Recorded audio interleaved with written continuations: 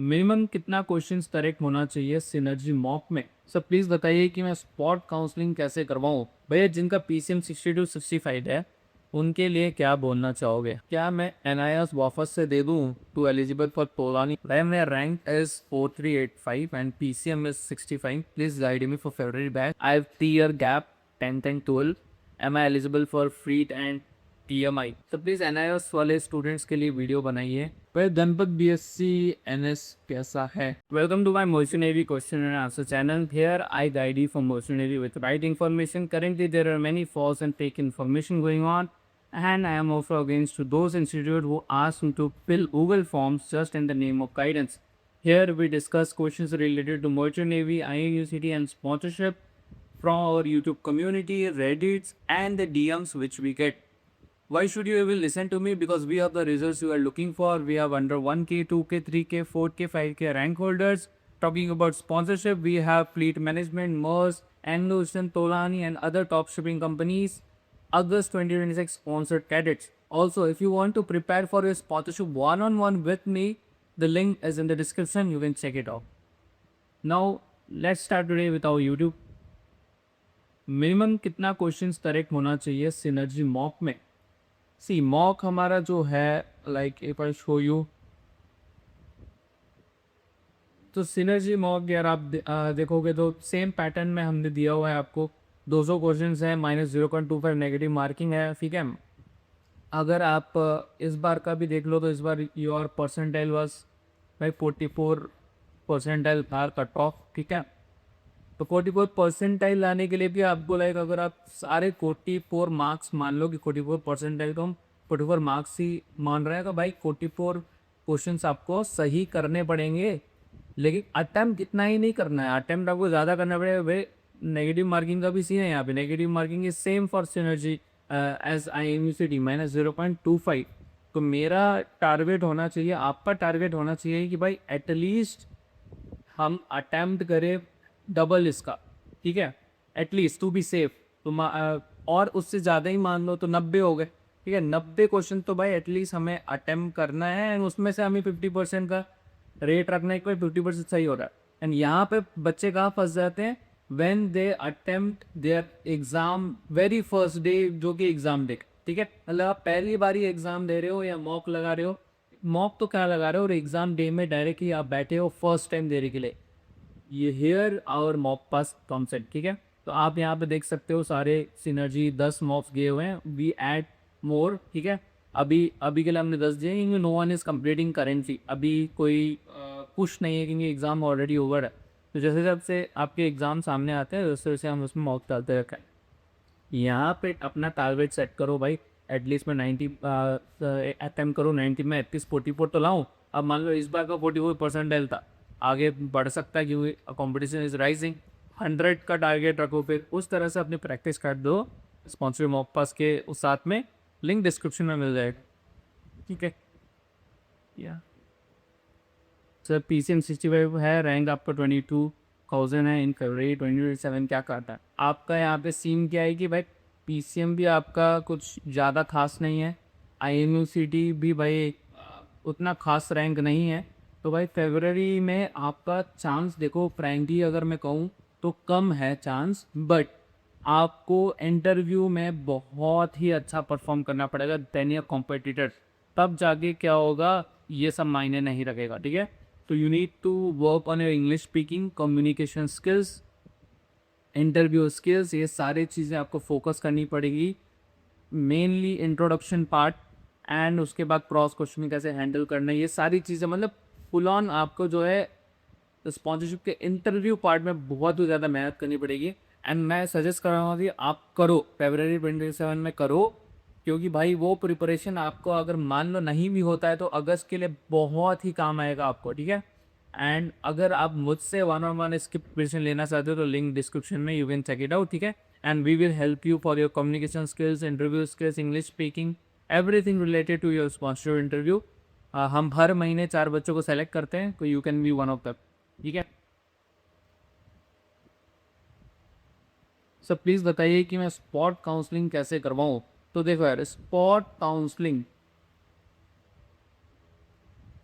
आपका जो सीन रहता है it entirely depends upon two things. One is your IMU CET rank and second is category. Your category general हो, OBC हो, SC हो, ST हो, ठीक है. अब यहाँ पे जो IMDb रैंक आपको मिला है और जो आपकी कैटेगरी है उसके ऊपर डिपेंड करेगा कि आप स्पॉट काउंसलिंग में सेलेक्ट होते हो या नहीं होते हो. स्पॉट काउंसलिंग मतलब भाई कि आपका मान लो 3 लिस्ट निकालता है IMU, ठीक है, कि भाई IMU कॉलेज में आप जा सकते हो, उसमें से आपका नहीं आया है. उसके बाद भी क्या होता है कि बहुत सारे सीट्स वैकेंट हो जाते हैं. तो उस वैकेंट सीट्स को फिलअप करने के लिए IMU क्या करता है, स्पॉट काउंसलिंग कंडक्ट करवाता है. स्पॉट काउंसलिंग में you need to visit the college personally, ठीक है, आपको जाके विजिट करना पड़ेगा. आप ऑनलाइन में या उनके वेबसाइट से ये सब नहीं कर सकते. You need to visit IMU college and वहाँ पे जाके आपको अपनी IUCD रैंक दिखानी है, आपकी और कैटेगरी दिखाना है. एंड उस बेसिस पे अगर यू आर बीइंग सेलेक्टेड, अगर उस क्राइटेरियन आप फिट होते हो उस कॉलेजेस के एंड देयर इज वैकेंसी, तब जाके वो आपको सेलेक्ट करेगा. एंड मान लो कि आपको जो है आप जाना चाहते हो मान लो IMU कोच्चि में, ठीक है, एंड आप जा रहे हो IMU कोलकाता में to do your spot counselling, तो वहाँ पे भी जाके शायद आप कर सकते हो. एंड अगर IMU कोच्चि में वैकेंट सीट है तो आपको वहाँ से रेफर कर दिया जा सकता है, ठीक है. तो ये सब चीज़ें भी आप कर सकते हो. बट हाँ, जैसे BSc वगैरह है, तो अब जैसे IMU कोलकाता में BSc नहीं है तो आई थिंक उसने उस केस में आपको BSc वाले कॉलेज में ही जाना पड़ेगा to do your spot counselling and all. जिसमें आप जाना चाहते हो, जिस कोर्स में आप जाना चाहते हो उस कॉलेज में जाओ तो बेस्ट है, ठीक है.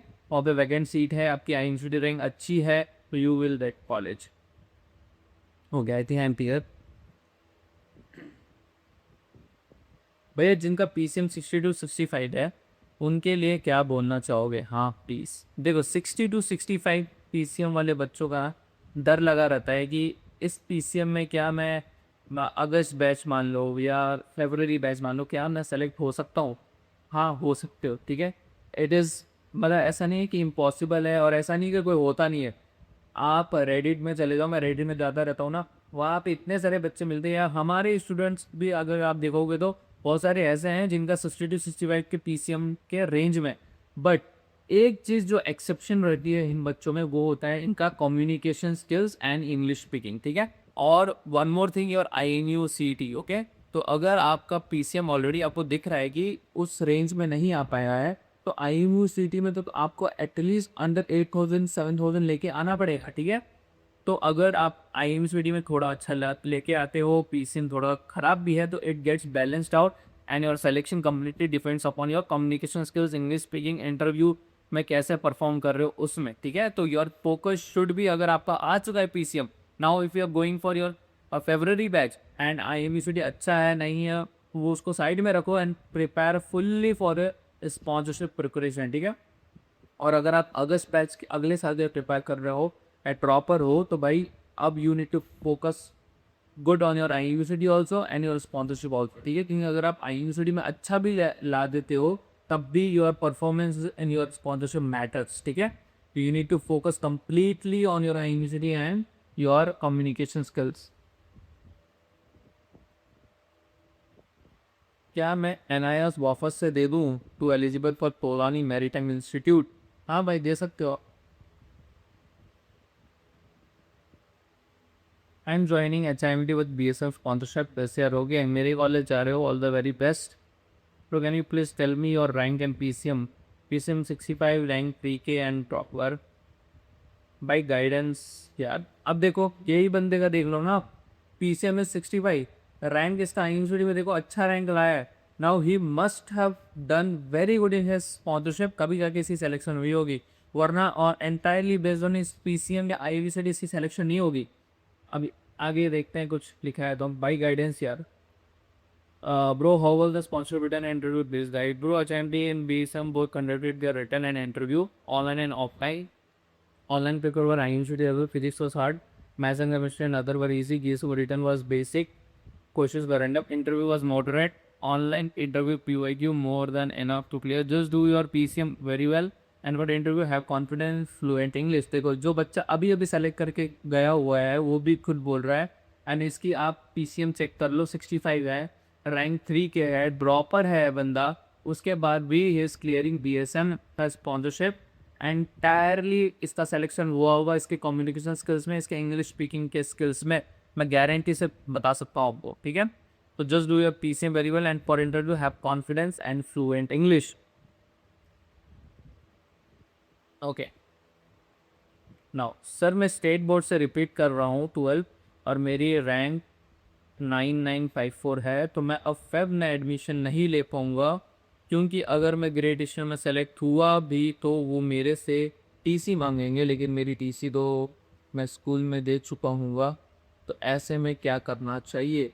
अगर आप रिपीट कर रहे हो तो भाई आप फिर आपको अगले साल ही करना होगा। अगर आप इम्प्रूवमेंट वगैरह दे रहे होते एंड आपका फरवरी का एडमिशन वगैरह प्रोसेस होने से पहले आपका सारा इम्प्रूवमेंट का आ जाना था, तो फिर आप जा सकते थे फरवरी बैच में। मेरा rank is 4385 and PCM is 65। Please guide me for February batch and the companies I can get into, please over my question भैया। श्योर यार, see your IMCD rank is again very good, your PCM is average. तो आप भाई जाओ जो companies में आप eligible हो। ऑब्वियसली फरवरी बैच के लिए एंग्लोस्टन में आप एलिजिबल नहीं हो। Great eastern is will be your best company for February batch.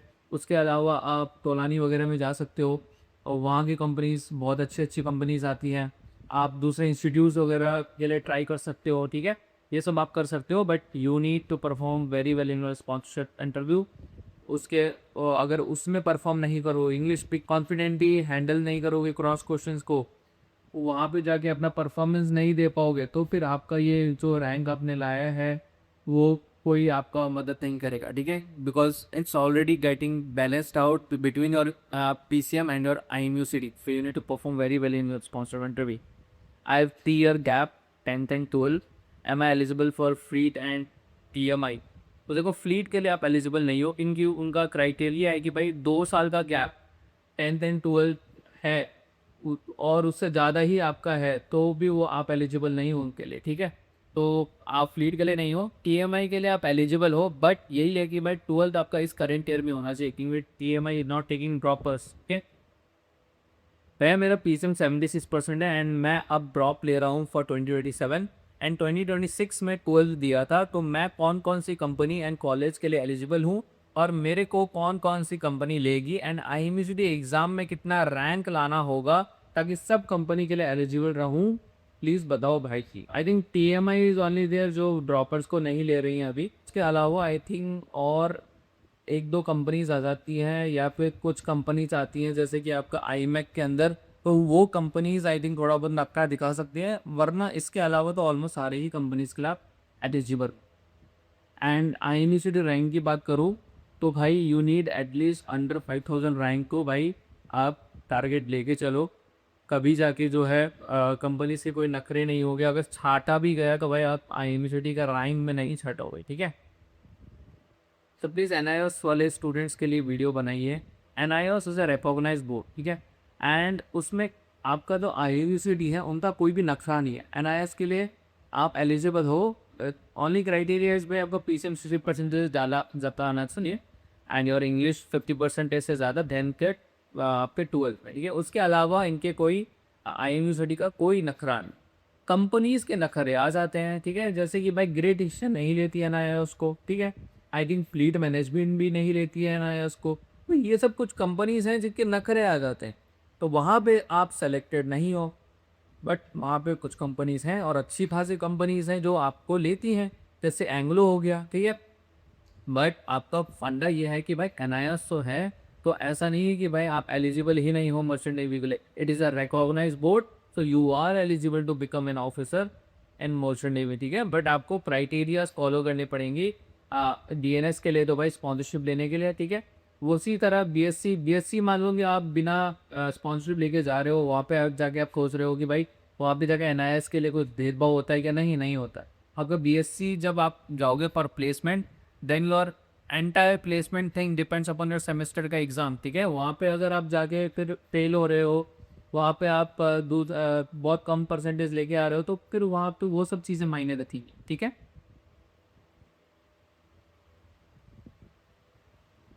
पर जनपद BSc NS कैसा है? तो कहीं अभी देखो मेरे को जितना सुनाई में आता है, बीएससी नॉटिकल साइंस हो गया, बीटेक हो गया, गणपत में ट्राई कर रहे हैं वो लोग फॉर प्लेसमेंट, ठीक है, they are trying very much, जितना मेरे को सुनाई में आता है फ्रॉम स्टूडेंट, ठीक है। बट मैं आपको ये नहीं बोल सकता कि भाई सबसे बेस्ट कंपनी है या बहुत अच्छी कंपनी है, बहुत अच्छा इंस्टीट्यूट है वहीं पे जाओ फॉर बीएससी नॉटिकल, ऐसा नहीं है। कि उनका प्लेसमेंट भी ऐसा नहीं कि 90 to 100% है, वो भी आई थिंक 50 to 60% में ही रेंज करते हैं पे बीएससी नॉटिकल साइंस के लिए गणपत, ठीक है। अपना सोच समझ के दाना, ये इतना ही बोल सकता हूँ और उससे ज़्यादा मैं क्या ही बोल सकता। Hello sir, PCM 80% and rank 10K around, can I go for Anglo and Fleet? Do they check my IUCD rank much than PCM? And in internal companies do they check also? फंडा समझो, इतने सारे बच्चे हैं जो form fill up करते हैं, ठीक है, इतने बच्चे हैं जो रिटर्न क्लियर करते हैं, और भाई इतने बच्चे हैं जो सेलेक्ट होते हैं।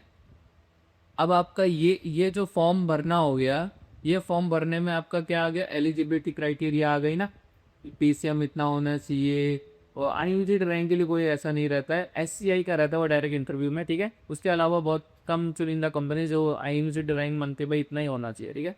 उसके अलावा PCM, उसके लिए आप 80% है तो भाई ऑलमोस्ट सारी कंपनीज का आप एलिजिबल हो, एंग्लो का ही मान लेकर आप एलिजिबल हो, ठीक है। अब उसमें से बच्चे ये एग्ज़ाम देंगे और रिटर्न में फिर कितने क्वालिफाई होंगे, तो ये तो गए। और वहाँ पे मान लो कि भाई इतने सारे बच्चों ने जो है क्या किया है, परफॉर्म किया है अच्छा इंटरव्यू में, तो छाटेंगे कैसे, IMCD रैंक में छाटेंगे या PCM में छाटेंगे, ठीक है। अब वहाँ पे जाके आपके साथ थोड़ा बहुत हो सकता है कि हाँ भाई IMCD रैंक में आपको छाट दिया गया, तो कंप्लीटली ये नहीं मैं बोल सकता कि आपको IMCD रैंक या PCM में नहीं छाटा जा सकता है, छाटा जा सकता है, but it will entirely depend upon your competition, कि भाई आपका जो कॉम्पिटिशन्स हैं वो कैसा परफॉर्म कर रहे हैं इन योर इंटरव्यू। अगर सारे ही बच्चे अच्छा परफॉर्म कर रहे हैं या मेजोरिटी ऑफ द स्टूडेंट्स अच्छा कर रहे हैं, तो उनको छाटने के लिए कुछ चाहिए, और छाटने के लिए क्या है उनके हाथ में, IMCD और PCM है, okay. On PCM 81 and rank around 15,000, what are the options for candidate? Should he go for February or prepare again for 19 August backs? तो मैं आपको बार बार कह रहा हूँ कि भाई आपको जाना है, आपको फेबररी बैच में करना है, एंड ये नहीं सोचना है कि भाई अपना 50% दे के ही मैं करूँगा फेबररी बैच में, मैं फुल फोकस करूँगा लॉन्च में, ऐसा नहीं। आपको 100% अपना दे के फेबररी बैच के स्पॉन्सरशिप में जाना है, परफॉर्म करना है, ठीक है। अगर वहाँ से बाई प्रोडक्ट आपका निकलता है कि आप फेल हो जाते हो, देन ऑल्सो आपके पास जो है एक्सपीरियंस होगा, दैट मैटर्स अ लॉट। आपका PCM अच्छा है, रैंक थोड़ा गड़बड़ा हो चुका है, यू कैन गेट सेलेक्टेड अगर आप परफॉर्म करते हो अपने स्पॉन्सरशिप में। बार बार मैं ये चीज़ आपको बोल रहा हूँ, ठीक है। जाओ फॉर फेबररी बैच, परफॉर्म करो, एक्सपीरियंस लो, अगर नहीं भी होता है selected, what if you get selected, भाई आप अपना कितना टाइम बता सकते हो, कितना मेंटल स्ट्रेस बता सकते हो, go for it. Welcome. So please tell how to get into SIMS Lonavala. मैंने ऑलरेडी डिस्कस किया था लास्ट वीडियो में, सिम्स लोनावला को कैसे आप पढ़ सकते हो, ठीक है। Sir, I have completed my class 12 from state board and then next year I get only English will come with the same board but not as a regular, so I am eligible for IMUCT। आप IMUCT के लिए eligible हो, अगर आप board change नहीं कर रहे हो तो आप पर्टिकुलर सब्जेक्ट्स में दे सकते हो, बट में अगर आप बोर्ड चेंज कर रहे हो तो फिर एक एक सब्जेक्ट में आप ऐसा नहीं कर सकते हो। तो you are not changing your board, आप सेम बोर्ड से दे रहे हो, इंग्लिश दे रहे हो, तो हाँ आप एलिजिबल है फॉर IMUCT। अगर आपका कोई क्वेश्चन है तो you can always ask in the comments below, you can always check the link in description, work with me 1-on-1 for your sponsorship.